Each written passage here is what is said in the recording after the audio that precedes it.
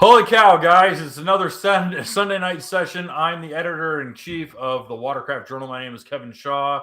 I feel like it's been forever since I've done this, but it's only been like a week and a half, or well, I don't know. It's been 2 weeks because I took last Sunday off. So, hey, welcome. We're going to be doing a kind of a short one. At least I don't have a lot prepped. I mean, just this.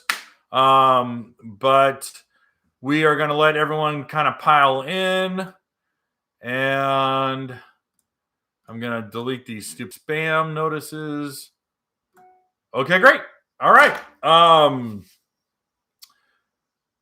Reliability is the best attribute. I say no.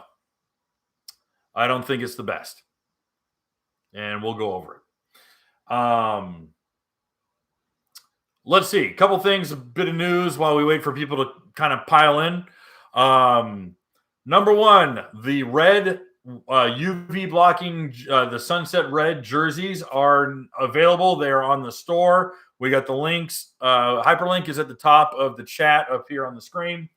And if you are watching this later, you can go to watercraftjournal.com/shop and you will find it there. They are... I think they're $50 or $55, which is about $10 to $15 cheaper than everybody else who sells inferior, like screen printed jerseys. And ours are water wicking, highly breathable, 50 SPF blocking, long sleeve shirts that are cut long so that when they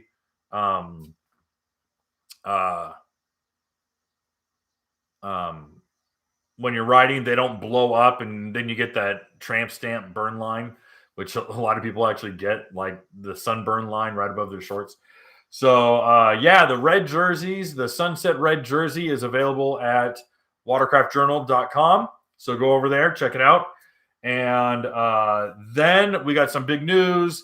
The first of 3 videos on the ultras. The ultra reviews are finally coming out.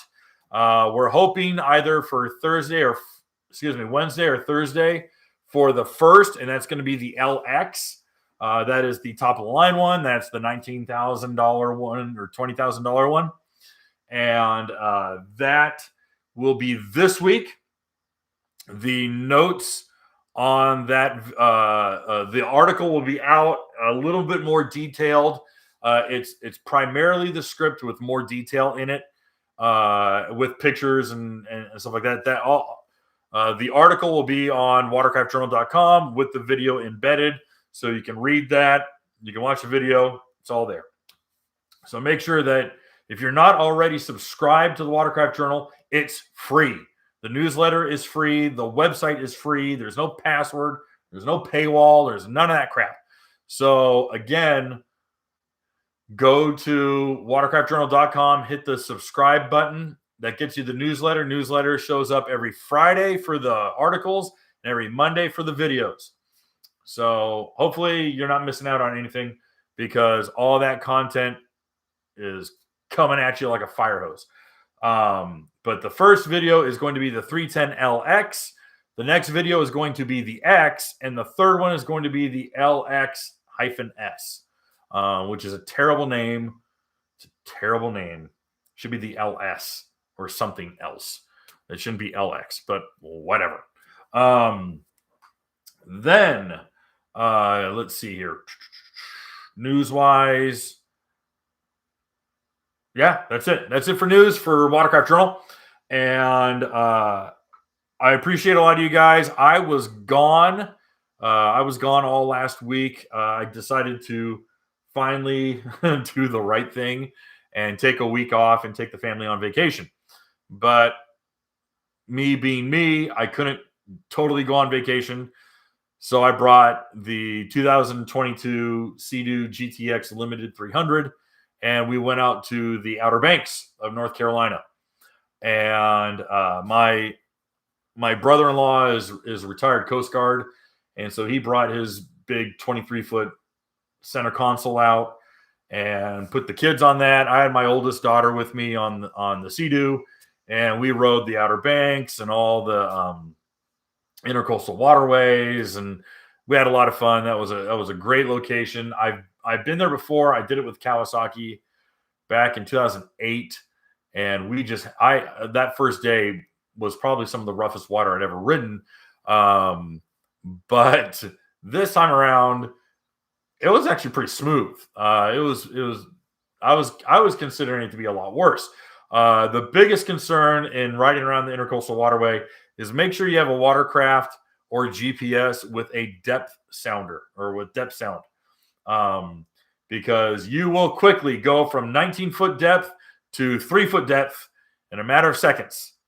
And that will spring up on you. And low tide hits early. So you'll start seeing the current go out at noon. And if you're not floating in 3 to 4 foot, if you're on a beach, you're dragging that ski or you're stuck. So the sandbars and the all the shores, and I mean, I'm telling you, it will get you. It will get you, and it'll get you quick. And I hate to say it, but there's not a lot of channel markers, because the channel markers change so often. So they typically drag them around, and then they got heavy weather, and then they get dragged out even further by Mother Nature. So those shallows will come up on you pretty quick. So you really got to get. I hate to say it, but if you don't have polarized sunglasses and you can't see the change in water, because the water will tell you, hey, listen, we're getting shallow. If you can't judge the different colors of water and you don't have a ski with a depth sounder, you're in trouble. Thankfully, I got both. So, and I still got stuck. Ran it dry twice. So, once at speed, the other time I knew it was coming up, and when I slowed down, I stuck the hull. So we had to kill the engine and hop off and drag it out about 30 feet and then turn around and go. But I've got like 130 video clips I got to go through, because that's going to be part of the review on the Limited, is where we tested it and a little bit of the scenery there. So that should be a fun video. That's going to be after the big swath of Cowies. In fact, I might actually do the 300 in between the X and the LXS review, just to kind of break it up. Oh, speaking of Sea-Doo. Oh, okay. So I just got notified from corporate. Today's Sunday, so it must have been Friday. It was Friday. I got notified from corporate. They are doing their big dealer presentation of the 23s digitally.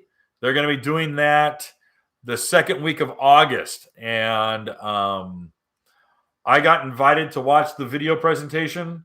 And then there's going to be a digital roundtable on Monday. And that will be probably 2 weeks before I show up and ride the 23s. Now, how it used to work for 20 years, if not longer, was Sea-Doo, Cowie, Yamaha, Honda, Tiger Shark, Polaris, all those guys. They would have the media come out first, test ride everything, get all the information. They would go home, they'd write articles, they'd have their magazine articles ready, and they had a non-disclosure agreement, an NDA, and the NDA would say, you cannot publish before X date. Okay, fine. So, all right, August 15th is the imaginary day. So I would have my article and pictures and video all ready for August 15th at noon Eastern Standard Time. I'm making this up. This is all made up. And exactly when Sea-Doo changes their website and changes their, and puts all their press material out, I would have all my content ready, and I would have everything ready so that you could see, hey, here's the new blankety blanks from Sea-Doo, or the new Yamahas, or the new Cowies. And then you would go to Watercraft Journal and Green Hulk, because we were the only two guys who would have our stuff done on time. And I would have original articles and original pictures. And I never, ever, ever, ever copy and paste other people's stuff. All right. Unless it's a press release for like some new product and they want it verbatim or it's some piece of news, I never take the presser and put it out. For whatever reason, like Pro Rider always just publishes the official release. Now with the new Cowies, they had Dan Lundgren go out and he wrote them. So he did a little 2-page little spread on it. But I always write something original. I always write something totally original and put it in my words. And this is, out of my mouth. So anyways, unfortunately, about 4 years ago, I want to say 4 years ago, Can-Am, I think it was Can-Am. Can-Am had all their side-by-sides and quads, and for whatever year it was, for 18 or 17 or whatever it was, and a bunch of international publications put everything out like a week early. And the dealers were totally broadsided because the dealers didn't know anything about it yet. And everyone's calling the dealers going, what the hell, dude? I just saw your new side-by-sides or your new quads or for, got XYZ. And they go, we don't know anything about it. And that totally pissed off corporate BRP. Like BRP lost their freaking mind. And so they just put a moratorium on the media seeing it first. So what they do now is they do a big presentation where all the dealers get to tune in to like to a Zoom call, and they do their presentation.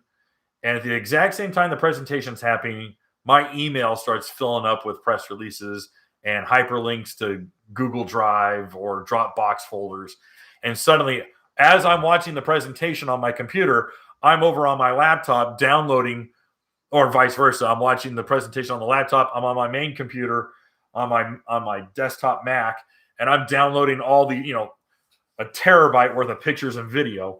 And I'm sitting there trying to have to write an article at the same exact time that this presentation is going out, because in a few hours, everything is going to be released to the public, and people who cannot read and cannot listen and can barely rub two brain cells together go onto Facebook and go, did you see the new skis? The new skis are green, and I don't like the green, and green's slow, and so the new skis are stupid because they're green, or whatever. All right. So, unfortunately, that's how it works nowadays. So, as the date gets closer for the Sea-Doo release, I'm going to let everyone know because it's happening on a Sunday night.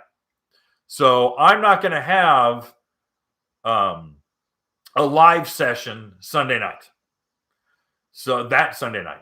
But I might do a live session Monday night or Tuesday night, because I have 2 roundtables, digital roundtables, one Monday and one Tuesday, where I can ask any questions. I can ask any question I want. And they'll be like, oh, here comes Kevin with his stupid freaking questions. And by the way, Billy's here, everyone. Say hello to Billy. I want to see a bunch of hello Billys. I saw Billy came in and I was mid-sentence. So everyone say hi to Billy. Okay. But I won't be having a live session that night, but I might be doing a live session after the article comes out so that everyone can see the article and then go, okay, Kevin, I got questions. What does this mean?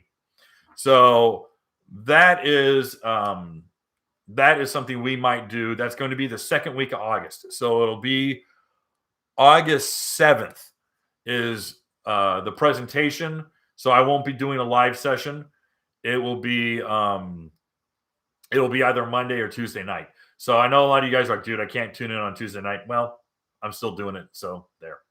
But anyway. So that is what's going on, and I think Cowie's not even going to do a media to be honest, I don't think Yamaha or Cowie are going to be doing any sort of media introduction to product.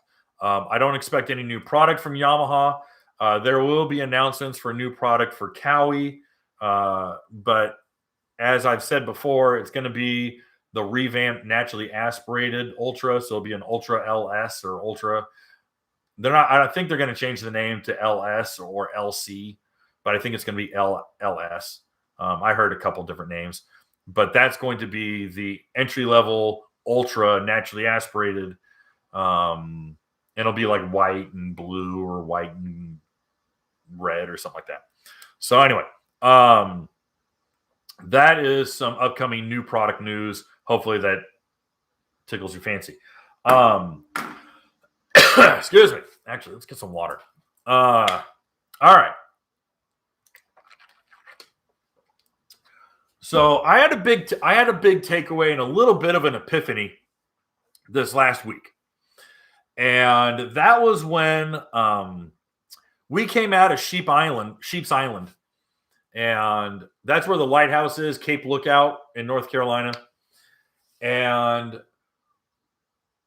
we had some outgoing tide, and I wanted to play in the surf. And I know I've been joking about like, hey, don't jump your skis. Well, it's not my ski, and I don't really care. So, but I'm a hypocrite.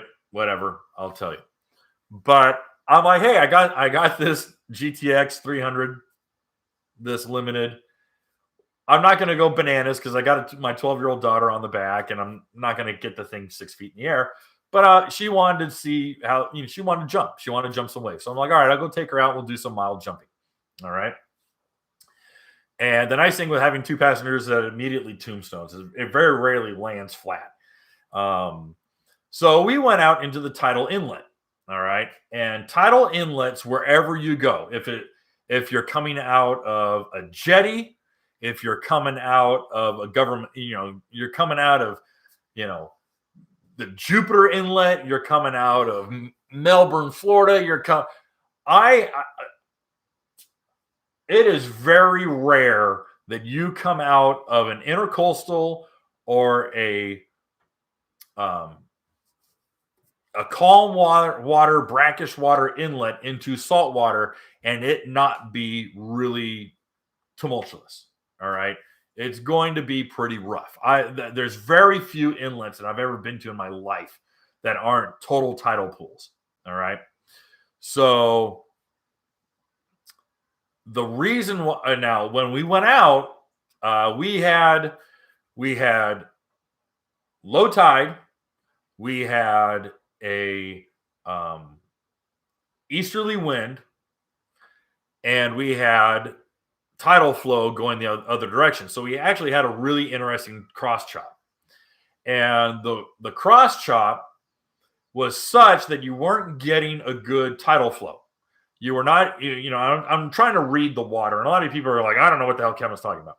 But you're not seeing, when you watch the water, when you're trying to read the water, you're not seeing a good swell pattern. Because normally, if there was zero wind, you would see a very regular swell pattern. All right. But because of the pattern because of the way the sandbars were and our wind coming in from a cross angle, we are watching waves coming from a 45 or a 35 degree angle coming into our 90 degrees. So I'm playing it going, okay, well, listen, I'm gonna cross hop. I'm gonna sketch hop.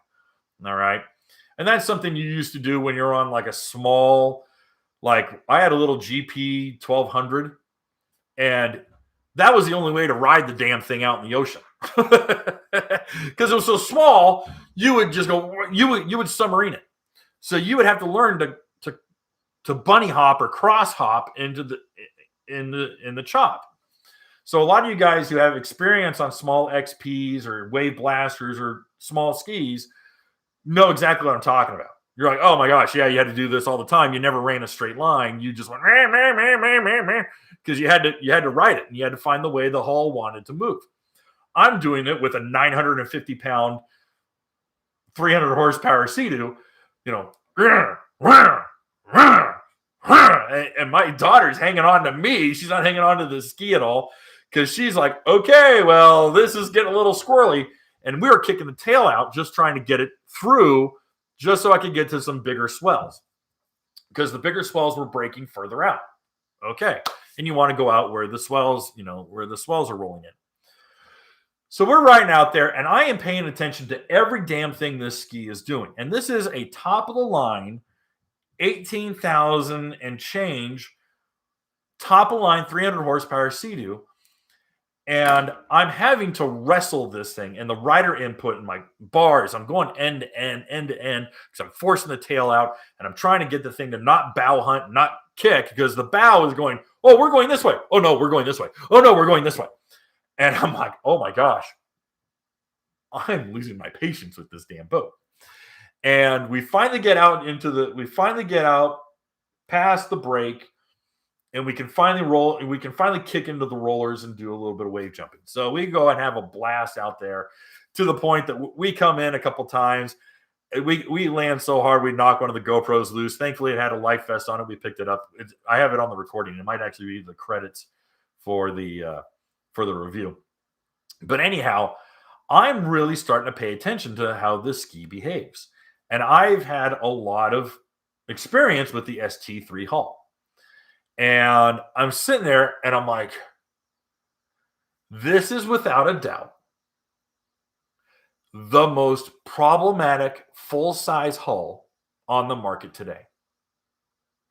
It is problematic. It's got problems. And I'm sitting there in my head going, how the hell am I going to write this review? I'm like, because I'm visibly angry at this thing. I'm visibly angry. And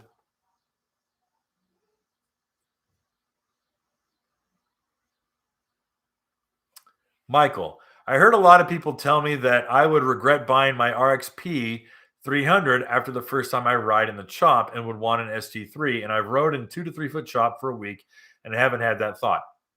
Great. I rode my RXPX out in the ocean and was pinning the hell out of it. And even trimmed up with Riva sponsons, it's still bow hunted. And I'm talking riding hard. All right. I'm not farting around at 20 miles an hour. I'm talking 45, 50 miles an hour. What the hell is this thing doing? And this is off of Orange Beach. This is out of Pensacola, running right along in the Gulf. And I mean, I have footage of it and it bow hunts. All right. Now, does the PX have the same problems as the TX or the ST3 hull? No.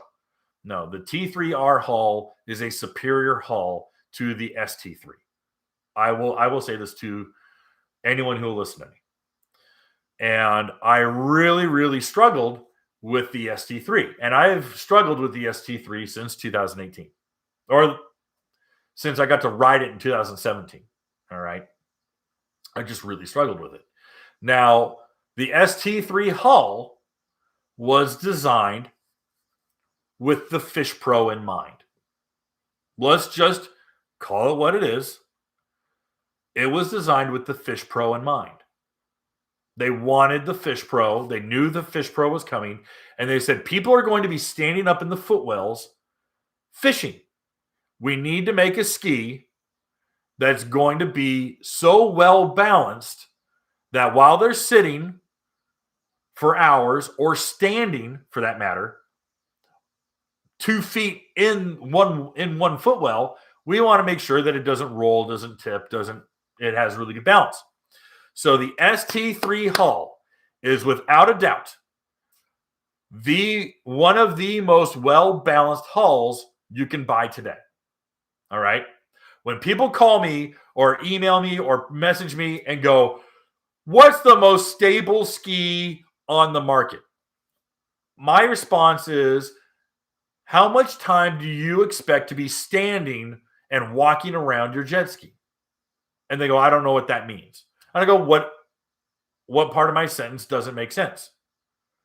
Do you plan on walking around your ski? Getting up and going to the back and walking around the other side and walking around like a center console boat? And they go, never. I go, then balance or stability is not your problem. All right. This isn't 1995. All right. You're not on an HX where your buddy can't climb up or your wife can't climb up the back without you rolling over. That's a Spark. That's an EX. All right. Everything else is stable. Everything else is stable. You can climb up the back of a GP 1800R SVHO without a care in the world. It's a stable ski at a dead stop. At a dead stop, it's stable. But ST3 was designed for the Fish Pro. And then they just said, well, we're not going to have its own, we're not going to have a dedicated hull. It's actually based off the HX. Ray, believe it or not, they told us from the beginning it was based off the HX. No joke. So anyways, the ST3 hull being, and I'll tell you, I mean, I can go and take video if you guys really need to see it, but I don't think you need to, is if you look, that hull is flat. It's flat. It from quite frankly, the driver's butt back, it's as flat as Tom Sawyer's river skiff. It is flat. All right. And why? Why is it flat? Because flat boats don't tip. Flat boats stay nice and even. They have good balance. Now, the front of it actually furrows into a really sharp keel. Now, the problem is that keel is so pronounced that it catches. People go, well, hey, Cowies have a really pronounced keel. And I go, yes, they do. But you'll see that really deep V runs all the way to the end. All right. It's like this all the way to the back. Well, why does it make a difference? Why is there a difference? Why? I don't understand, Kevin. They don't make any sense. So the difference is that deep V keeps the Cowie really hooked up and cutting through chop, cutting through the ocean all the way through. The ST3 has a really deep keel at the front and then goes and flattens out at the rear. What that means, though, is it's not biting. It's not hooked up in the rear. It's flat. So now here's something interesting about the ST3s. All right. And I was going to be, I was going to mention this, and I typically don't watch a lot of other jet ski channels. I really don't. I don't do much for me. But I have become a super fan of Ernesto Callis. I pray I'm pronouncing his last name right. But Ernesto Callis of Callis Performance, CALAS, Callis. I'm sorry, but Ernesto Callis of Callis Performance has one of the best channels if you're performance minded. And the reason why I'm giving so much, you know what? Let me open that up and put this up for you guys. This is his website. I'm totally giving a shout out, but the thing I like about Ernesto is that Ernesto's an engine guy. All right, he's a real engine guy. He builds drag race. He drag race for years, cars, and then he just turned jet skiing into performance jet skis. The difference is that Callis Performance actually is in hydro drags. All right. He builds these 110 mile an hour skis for hydro drags. All right. The guy is no fool. He has his own custom grind. He does custom tunes to match the grind of his camshaft. The guy knows his stuff. And I would love to sit down and talk to him for half a day I mean, I buy him dinner just to pick his brain because I'm curious. I love talking with really smart engine guys, and he's a really smart engine guy. So if you guys are, no, he doesn't badmouth anybody. He's actually very in his channel and apparently in person. He's very effervescent. He's very upbeat. He's just seems to be a happy-go-lucky guy, which is cool. So yeah, it's Callus World is the name of his YouTube channel, but Callus Performance is his website. Yeah, I'm just thoroughly impressed. I really am. And why I bring it up is he does a really good job explaining high performance changes in engines, in cooling, in engine operation. Not so much hull changes. I think that's a little bit of his secret sauce because they're going in, they're massaging and truing the hulls. But I was going to make a point was that one of his more recent videos is that he gets a GTX 300 to go 90 miles an hour. And a lot of people would be saying, well, Kevin, you're trashing the ST3 hull, but it's fast. I go, yeah, it's fast. It's fast. It's fast because it's flat. It's fast because it's slippery. And you got a good powertrain that makes a bunch of power, and you got a huge performance aftermarket for it. So, bam, Bob's your uncle. It's a good ski if you want to be the fastest dude on flat water. It does. It's a killer hull for flat water. In fact, the ST3 is faster than the RX-PX. So there you go. So I know a lot of people are like, oh my gosh, I don't know what to do now. Kevin says it's faster. I want to be fast. No, you don't. You're not a racer. No, you don't. You're a poser. All right? I've been 90 miles an hour. How long do you go 90 miles an hour? Fraction of a second. Now, I'll tell you what. A reliable 75, 78 mile an hour ski is a blast. It's a blast. Once you start getting into the 80s, very few machines take pump gas and are reliable to go cruise and have fun. They really are. I mean, honestly. How much does it cost to go that fast with gas? What, 90 miles an hour? He's running race gas. I know he says pump gas, but custom tune, custom parts, engines down. I mean, he tries to have quick turnaround. Going fast costs money. Everyone sits there and goes, oh man, I want to be the fastest guy in town. They don't understand what it turns your ski into. It turns your ski into an unusable race machine. All right?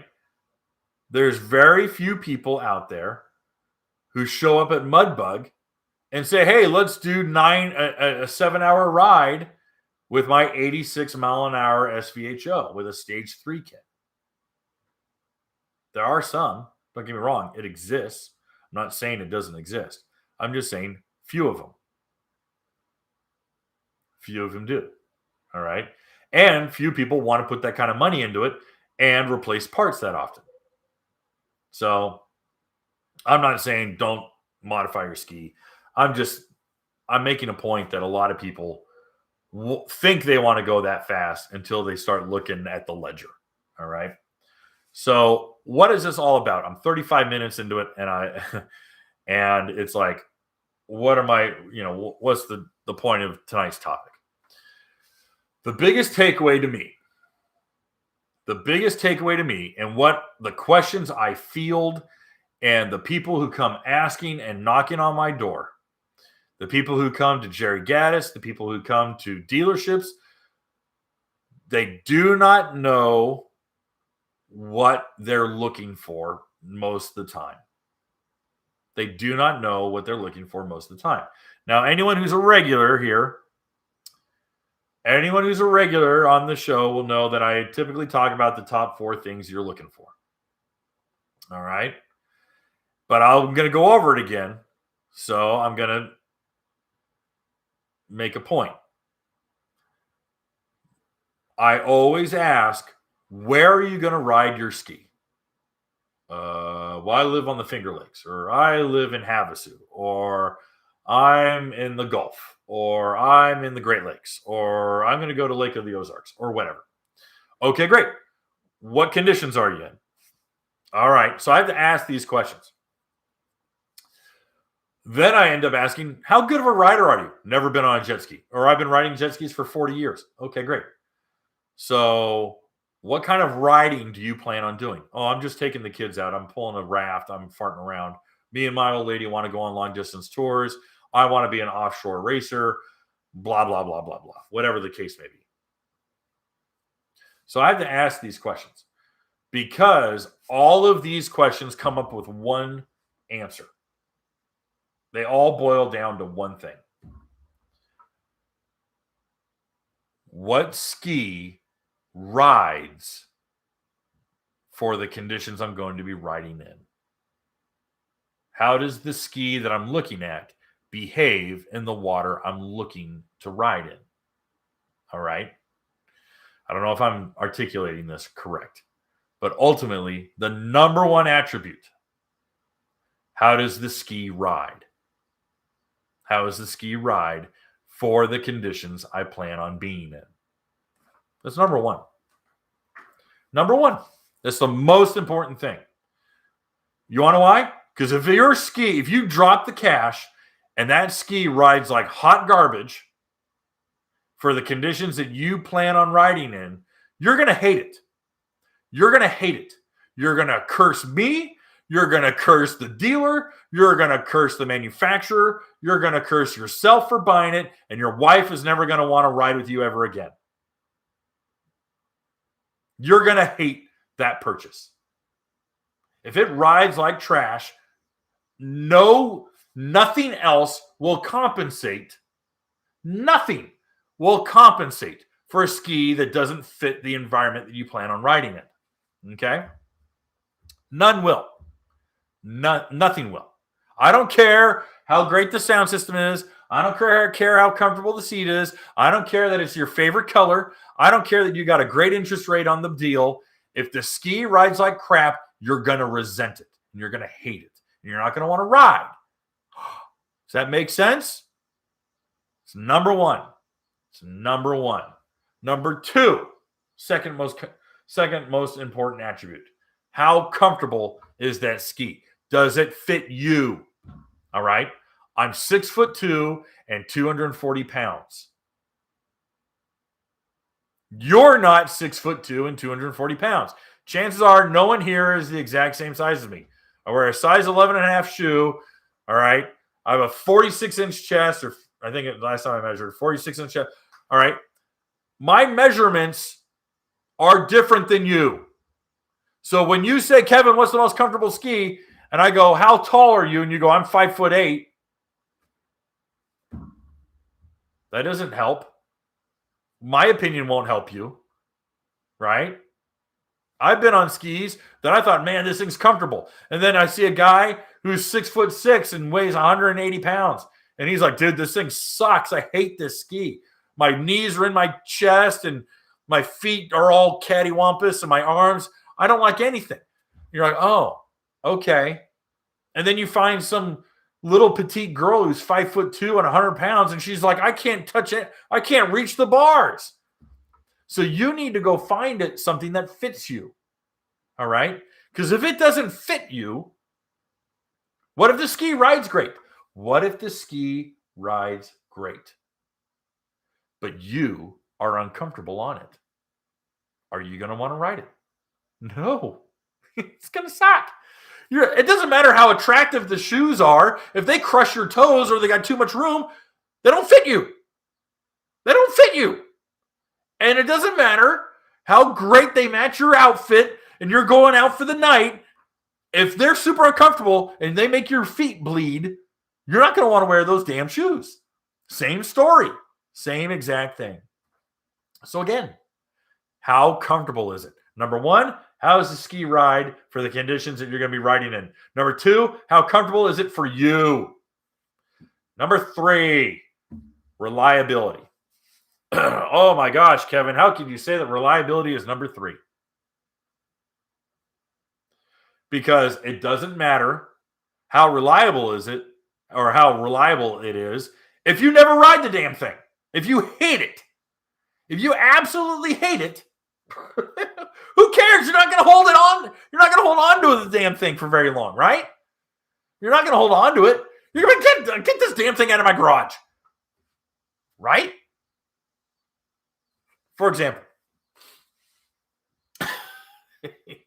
I got a friend of mine named Chris. Chris is about my height, but he's lost a lot of weight. He looks great now, but he used to be a lot heavier. He was a big, heavy guy. But Chris makes great money and does real estate and things like that. And really smart with his money. Really, really sharp guy. And Chris went out and he got, I don't even know what Ferrari he got. But he went out and bought a Ferrari. I mean, he makes good money. Trust me. Chris goes out, gets this Ferrari. He drives it for like 2 weeks and he's like, I hate this thing. I hate it.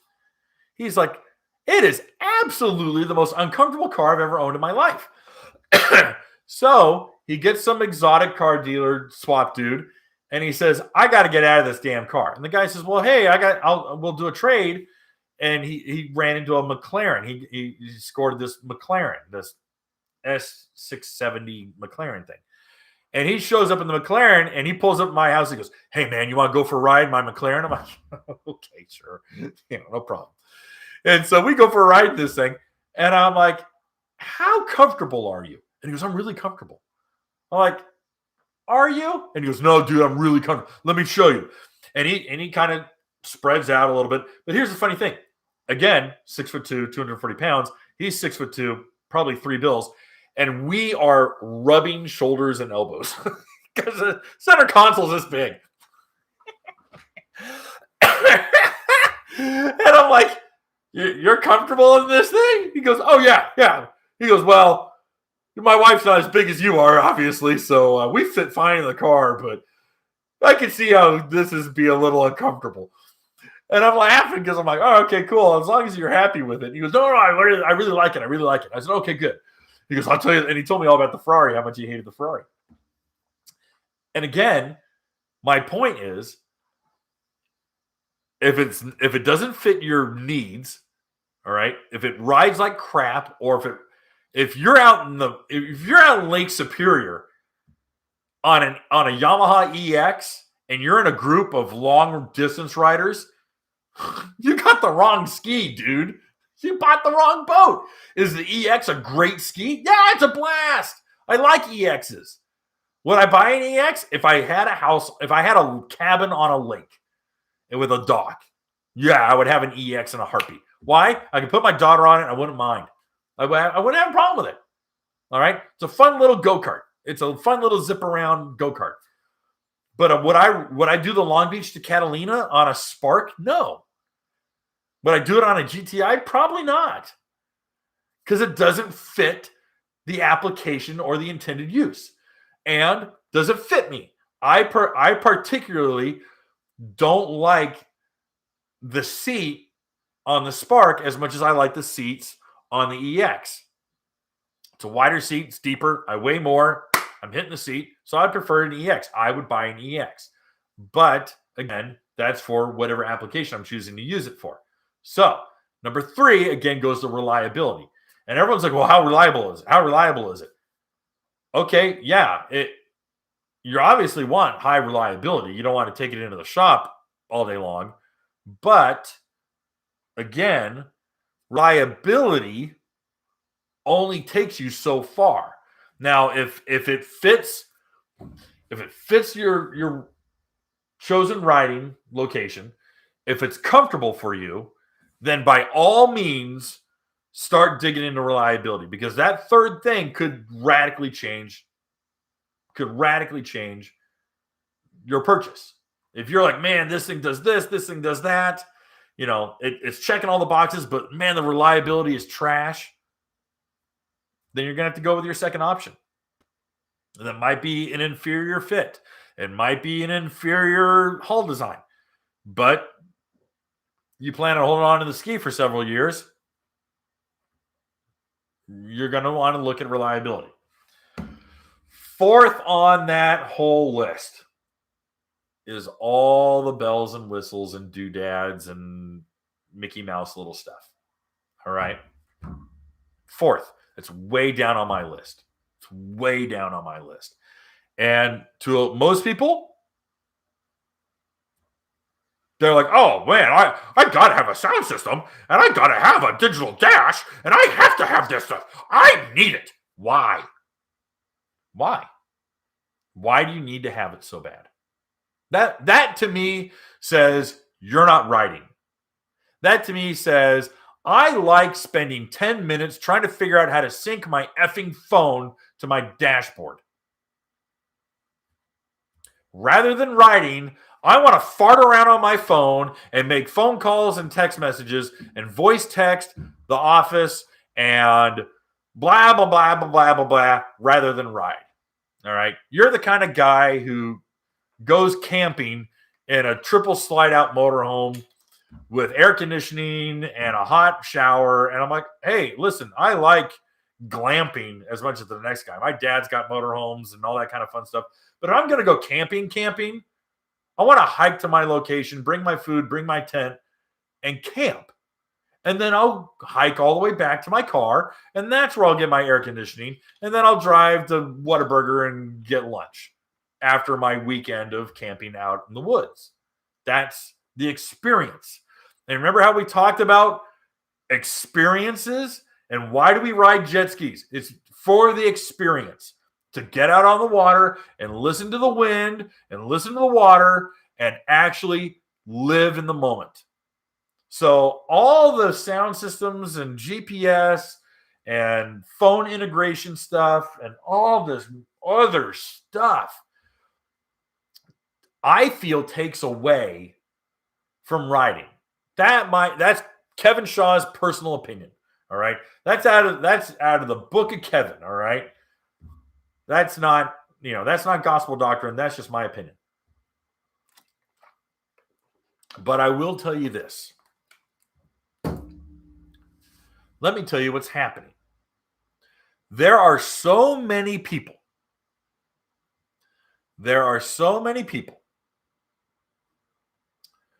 Who are distracted or lured in by the fourth thing, by bells and whistles.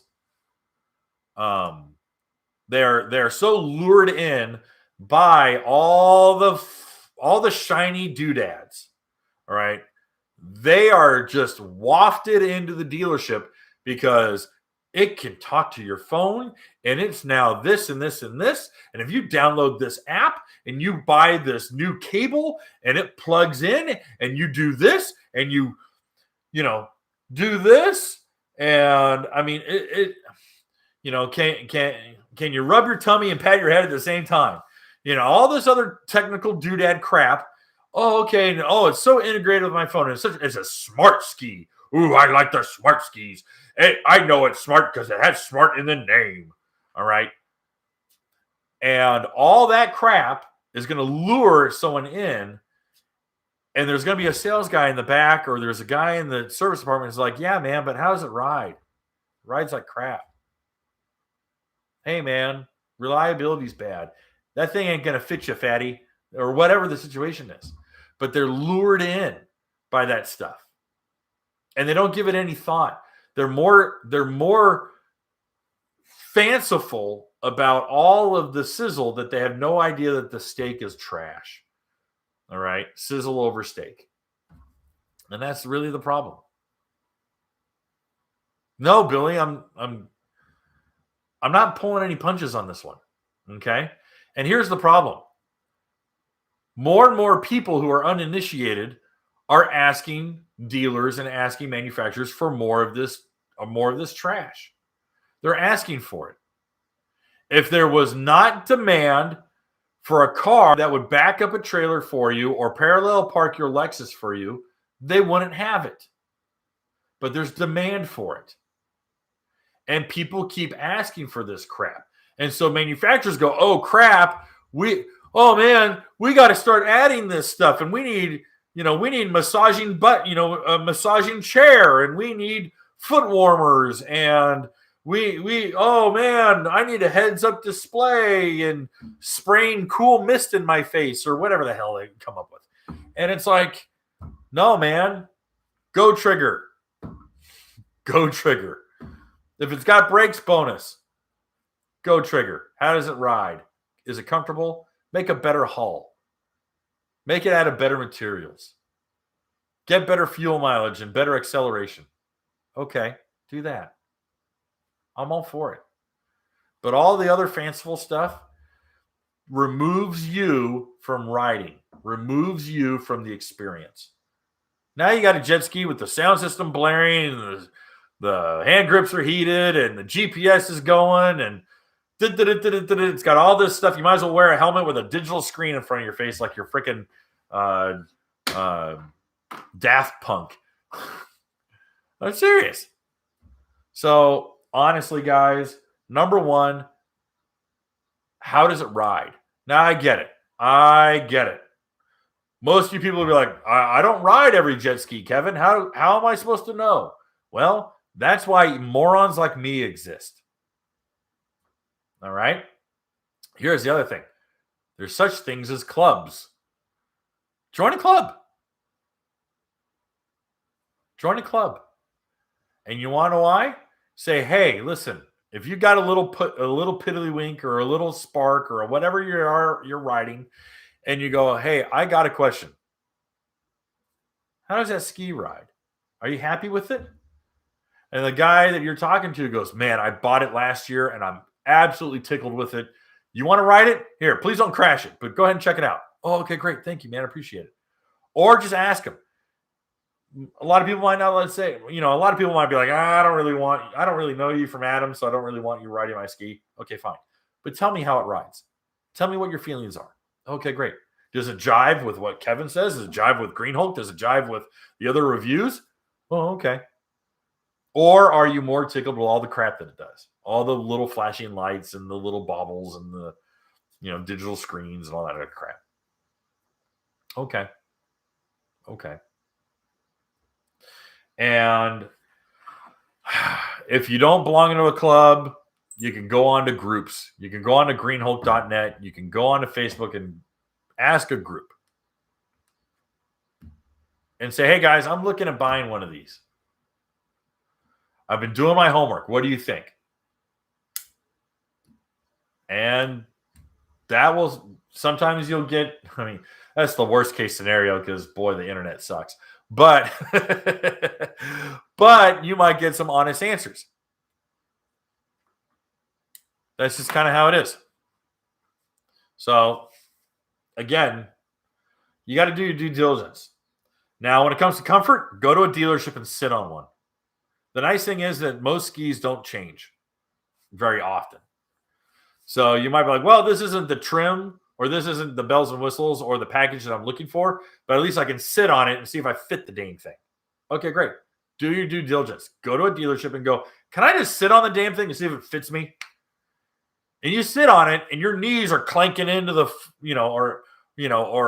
the seat's really wide. And you're like, I don't like the seat at all. Or that it's got a really high, it's got like a backrest that's pushing you forward. And you're like, dude, the handlebars are in my chest and, this thing sucks. Okay, great. Now you've done some good homework. Do some homework. All it takes. So anyway, that's really the biggest thing is how does it ride for where you're going to be riding? Because not all hulls, not all boats, not all jet skis are built the same. Okay? For example,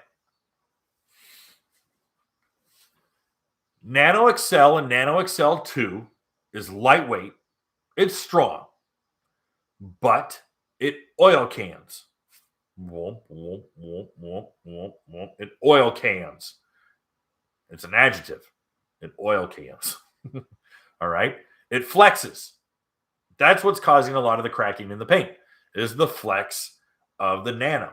It's not breaking. The paint is cracking, not the hull. It's a difference. All right. And when you're riding in rough water, you're going to feel it. All right. I can't tell you how many guys gone out there and bought a GP 1800R SVHO, and they're like, "Oh, I bought it to cruise, and this thing just beats the crap out of you." Well, it beats the crap out of you because you bought a lightweight ski that's very, very thin, with not a lot of insulation. You're going to feel everything. But guess what? It's one of the best tracking rough water skis you're ever going to get on. And people who say otherwise don't ride hard. They just are tourists. Every racer worth a damn who goes out there and pins the shit out of a GP will come back saying that's the best freaking haul I've ever ridden. They all will. They all will. From Chris McCluggage down, they'll all say the same thing. They're like, dude. All right. Yeah, we'll beat you up. Yeah, but race boat. That's their answer. Race boat. Okay. Same story with race cars. So, race cars ride like shit. They know. All right. It's not a Toyota Camry. It's not a Lexus. Those cars float and they absorb everything. You can run over a freaking moose and you won't feel it. Race car rattles you stupid. Same thing with a race boat. Same thing with a lightweight race boat. Quit thinking it's going to do both. There's a reason Cadillac does not make a 1,000 horsepower race car for sale to the public. I mean, don't get me wrong, they used to race them all. But yeah. You want it to ride like a Cadillac, or do you want it to be a race car? Figure that one out, dude. Figure that one out. All these people go out there and buy an AMG Mercedes, and they go, "Man, it's really raw. It really rides rough." You think so? Yeah, it's a Mercedes, but it doesn't ride like a Mercedes. It rides like a race car. How is this not connecting the neurons in your brain? How is this not meshing? Anyway. So, yeah, and how does the Blackwing ride, Jason? Rides like a race car. You missed a top fan question, Nancy.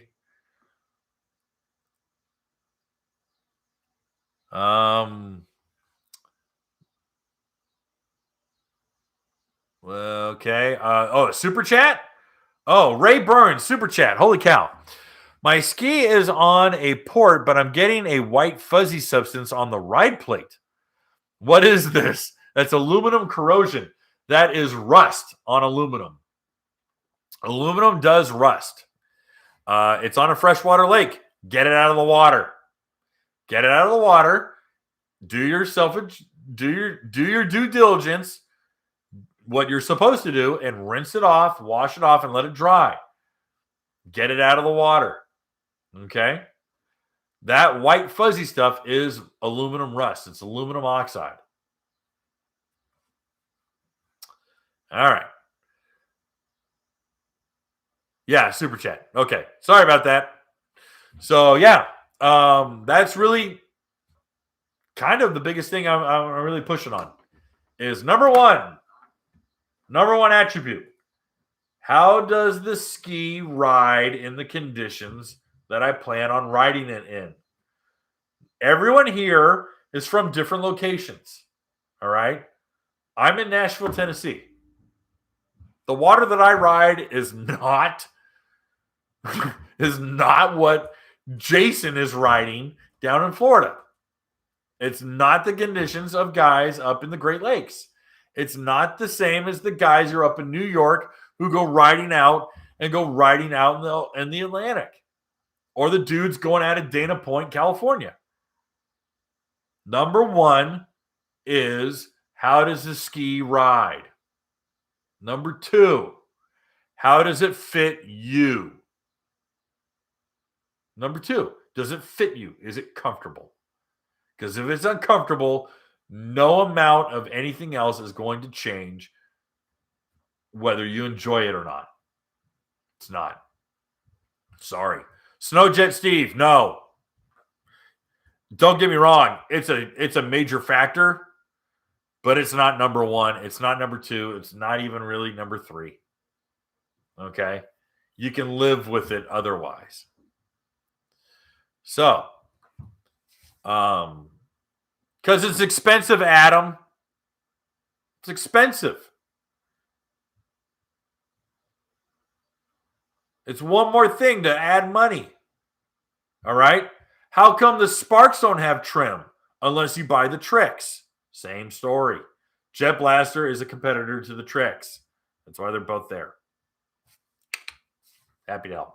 All right. They're trying to keep the price down. They want people to get in cheap.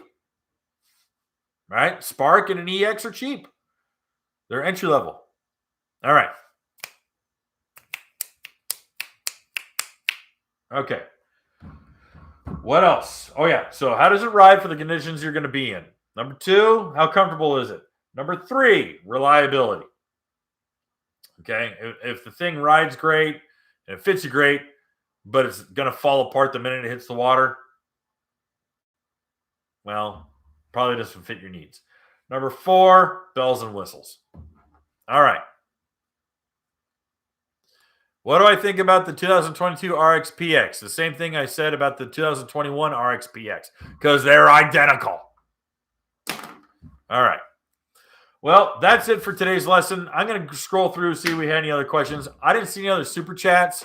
So unless I get some super chats, I'm not hanging out for much longer. All right. Rank the manufacturers on reliability. Kawasaki, number 1. Number 2, Yamaha. Number 3, Sea-Doo. And you know what? Yamaha's quality control has really taken a hit in the last couple of years. So that's tough. Everyone wants to bitch about Kawasaki. I'm like, dude, their hulls don't break. Their hulls don't delaminate. They don't have carbon seals that go bad. You don't have to, you might kick a belt, but the pistons haven't gone bad in from 2014 to 2016. They had some bad pistons. 2017, they went to forged piston. It's been smooth sailing ever since. They did have a couple problems with the 2022s are having some problems, and that's because of the NOx sensor issue. And that's only because the NOx sensor is, it's a whole new engine management system that's on the 22s, and it's a software issue. It's not a mechanical issue. It's a software issue. But I'm not seeing Cowies cracking heads. I'm not seeing Cowies splitting timing chains. I'm not seeing Cowies stick valves. I'm not seeing Cowies eat up their superchargers. The numbers aren't there. The numbers aren't there. There's no misalignment with the drive shaft, with the impeller shafts. I'm not seeing Cowies eat up impellers. Cowies are solid, dude. All right? The Cowies are solid. Now, there's some small things with the STXs, and there's going to be some small fit and finish issues with the new Ultras. They're going to happen because they're new. It's because they're new. I know the STXs were having like the hood hinges were breaking, and they were having some just rinky-dink little plastic stuff, which they were being really good about replacing and fixing. So it's not like they're just saying, screw you guys, you'll figure it out. Some other people are doing that. Cowie's not. So, yeah. Fuel consumption, Yamaha. Yamaha's Cowie's the worst for fuel consumption.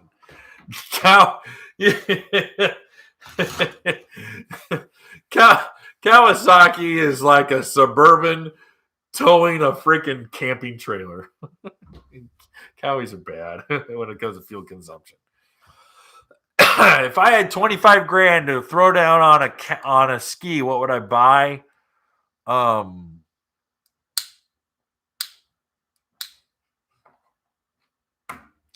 Yeah.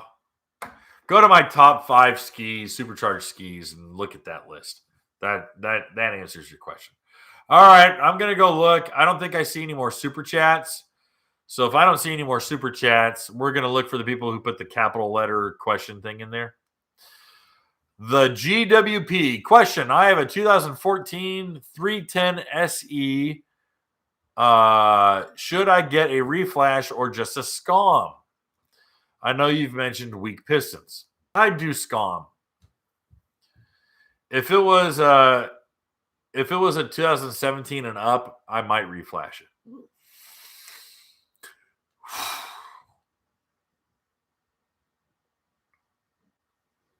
All right, let's see here. Any more questions? Question. Any more super chats?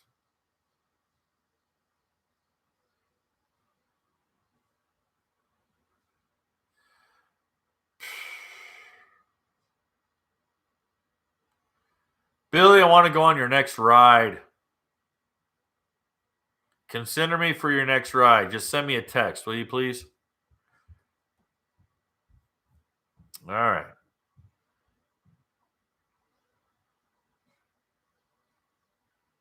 Everything will void your warranty, Henry. Modding your ski will, unless you buy it through Yamaha, will void your warranty in different gradients. Question from Christopher Stone. Do you think there is or can be an aftermarket fix for the issue on the GTX hull? Or just a lost cause? Or will this info be a video article? Everything's a video, everything's an article. The ST3 hull responds incredibly well to the Pro Series Riva sponsons set at 4. The intake grate will help too. The problem is that you're trying to mitigate bow hunting by keeping the tail planted. It helps. Does it solve it 100%? No. Sorry, that was a yawn coming in. So again, the bow hunting will exist because you can't change the hull, but you can keep the tail from washing out or breaking loose with the Riva Pro Series sponsons set at 4 and their intake grate.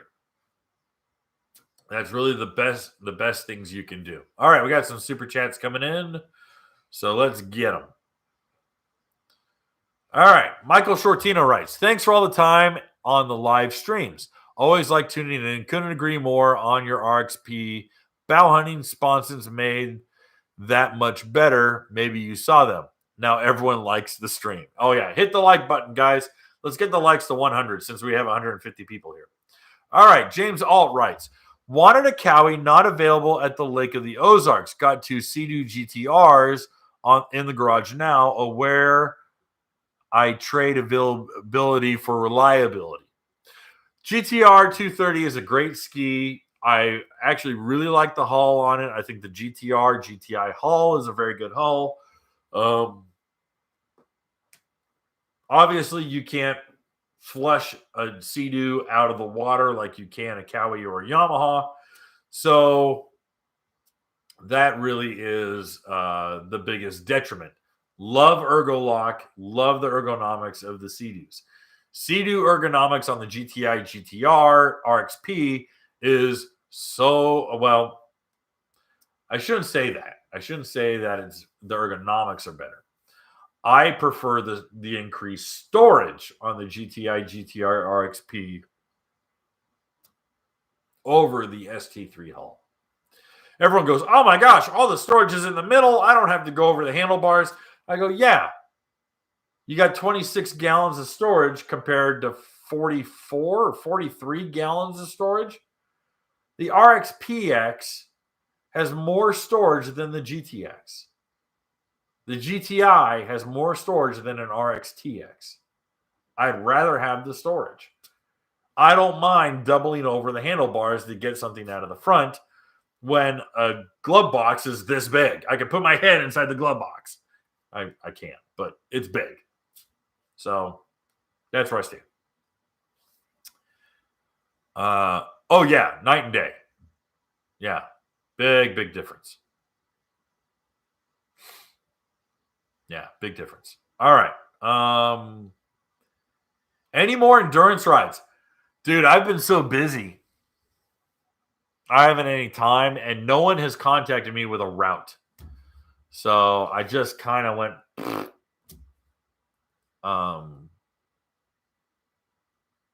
Yeah, I just don't have a route.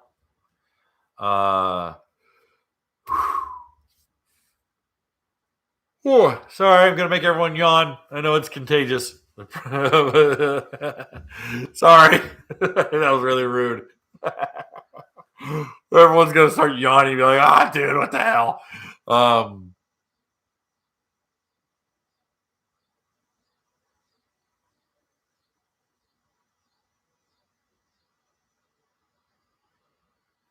Brett, piston issues are not a concern after 2017. It's like timing chains on an SVHO after 2014. They changed it. They fixed it. All right. So again, it's a non-issue after 2017. What happened to my power tour? Did a video on it. Guys, if you want to see the video, it's only like 8 minutes long or 7 minutes long. If you go to Mopar Connection Magazine on YouTube, it's the most recent video. You can't miss it. It's got the charger on the front. Big picture of it. So yeah, it's like 7.5 minutes long or 8 minutes long. It's pretty short.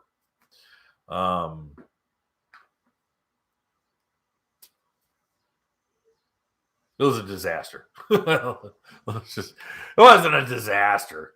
It just, I don't think I'll be doing Power Tour ever again.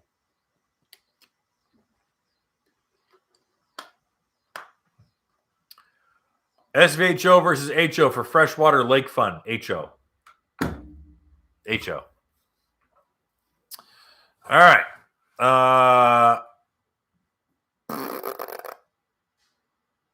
I didn't see any more super chats. Likes are not to 100.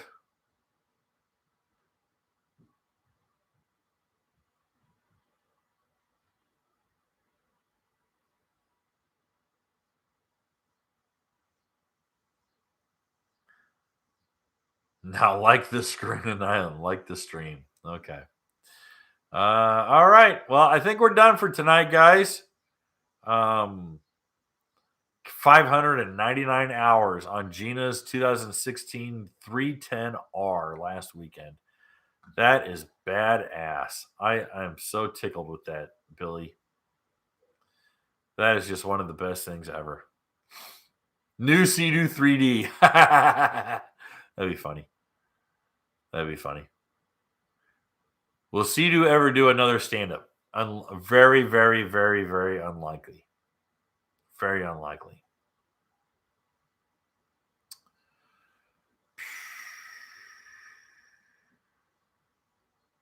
Trophy's a great ski if you're going to do fishing. If you're into fishing, it's a great ski. Absolutely. Why do Riva sponsons cost an arm and a leg? Because good shit is worth it. All right. Garbage is cheap. Chinese crap is cheap. American-made products are not cheap. The top of the line, you're going to pay for it. Right? Am I wrong?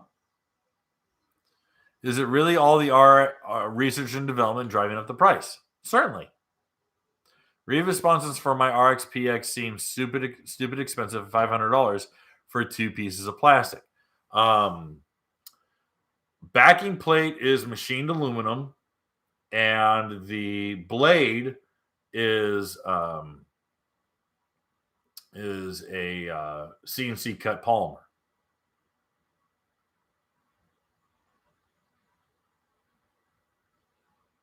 and it comes with stainless hardware.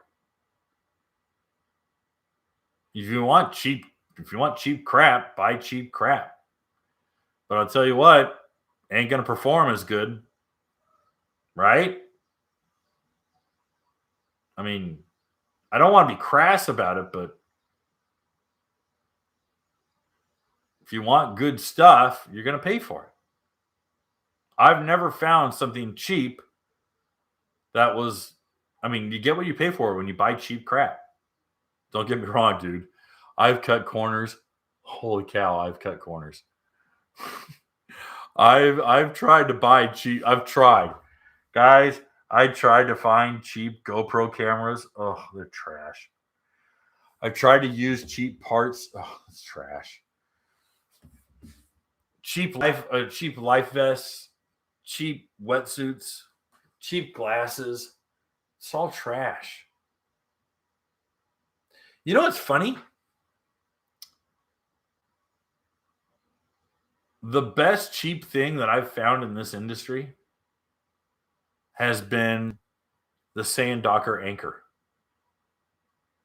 It's all aluminum, simple design, American made, $70, $65.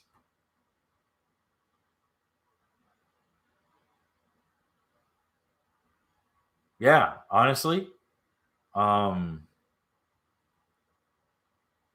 Yeah. The sand docker anchor. It's uncomplicated. It's all aluminum. It's American made. And it's $70. It's pretty damn cheap. So yeah.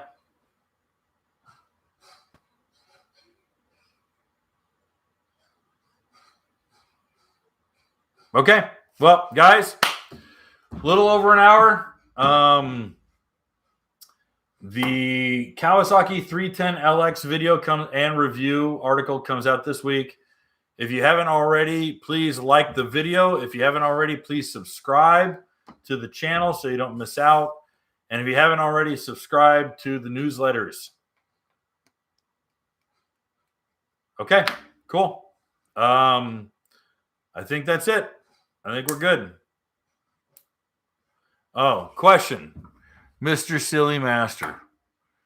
My question. My wife 2016 Yamaha FX SHO Cruiser has bad cracks all over the clear plastic, over the dash cluster, and plastic is not available. Any suggestions to fix? Cracks? Yikes.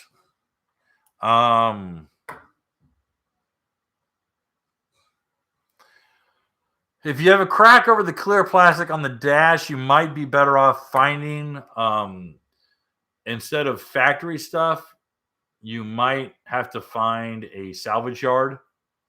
There are jet ski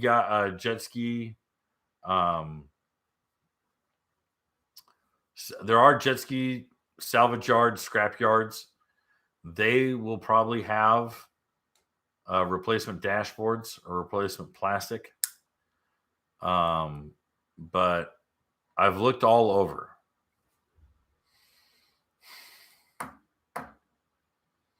The other half of it is you just go onto Facebook groups and go, guys, this is what I got. Who's got replacement dash clusters? Who's got replacement plastic? Yeah, California. California crushes this stuff. It's going to be Florida. It's going to be Georgia. It's going to be the Southeast. Southeast around the Great Lakes. But you're going to want to start doing a lot of social media asking, because you'll probably, you're going to have to start asking on social media, predominantly Facebook. I'm not a big fan of Facebook, but it's going to be your best bet. All right. Otherwise, guys, if you have any other questions, make sure to check out question section here on YouTube, Facebook page. Yeah. All right, guys, have a good night. I think this was an easy one. And yeah. All right. Adios.